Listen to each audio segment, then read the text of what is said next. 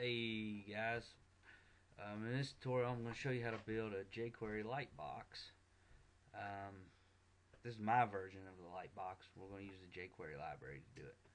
So let me just show you exactly what it is we're going to build here. So I just made a regular old HTML page with some text on it, and then I put a button on it to activate the Lightbox. Bam. And so we got a couple ways to close it out. We got a little close deal here. And you can also click anywhere outside in this div to close it. Or you can close it like this again. And you can put whatever you want in this box. I got a picture of me sporting my cool Develop PHP t-shirt.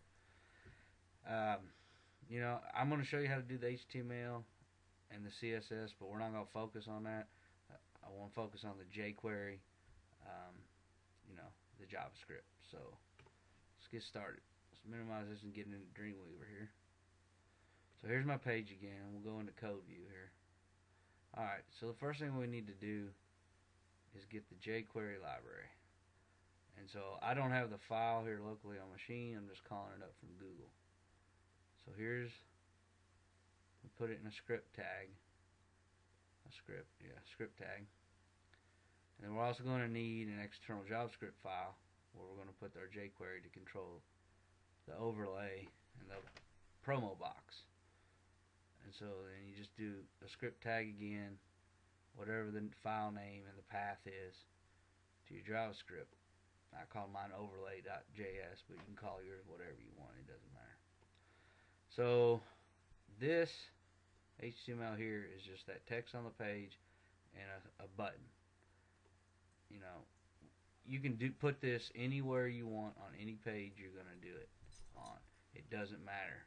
All this right here, this is what happens when we activate. Click the activate button. That's this code I just highlighted. All this right here. So it doesn't matter where you put it at on the page you're going to implement this on, because we're going to hide it with CSS. We're only going to show it with our jQuery. So basically, this is the important stuff.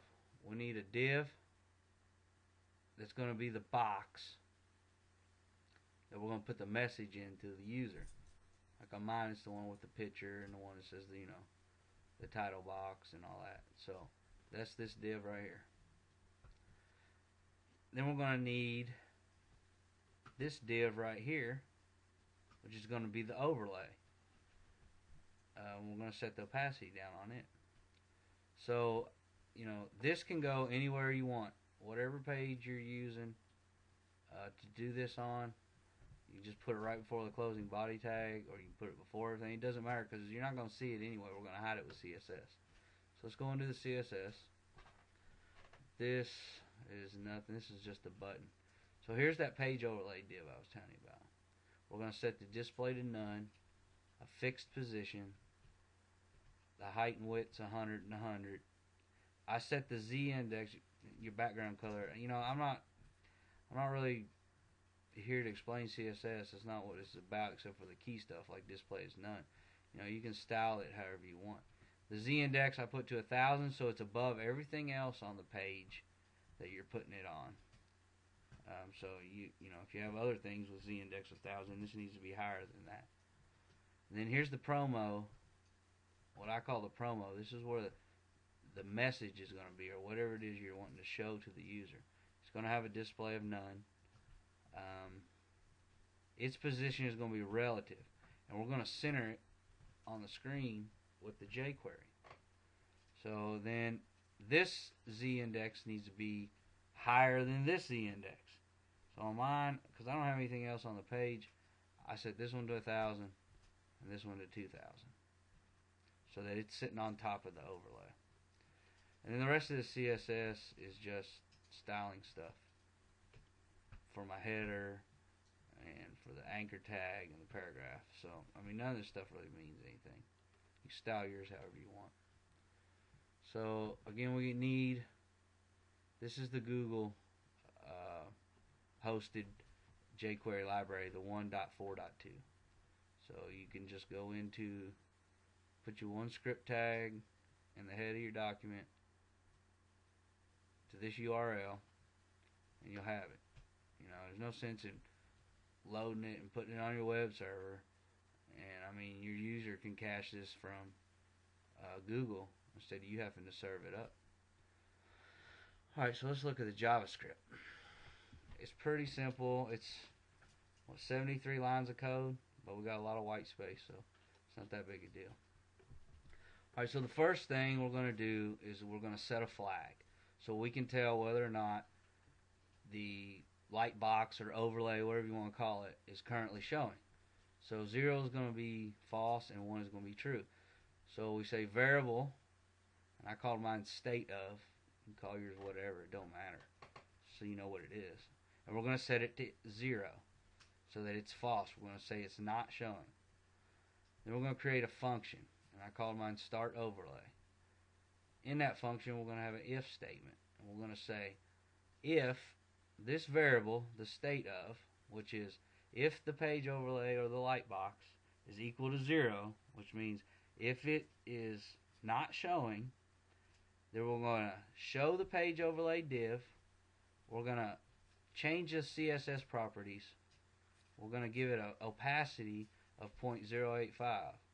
And I like to thank PCH over at Develop PHP for this, actually, because he made it a whole lot easier. If we just use jQuery to style the opacity, then we don't have to worry about setting up a whole bunch of if stuff for different browsers. We just do it with jQuery, and that's it. We need one line.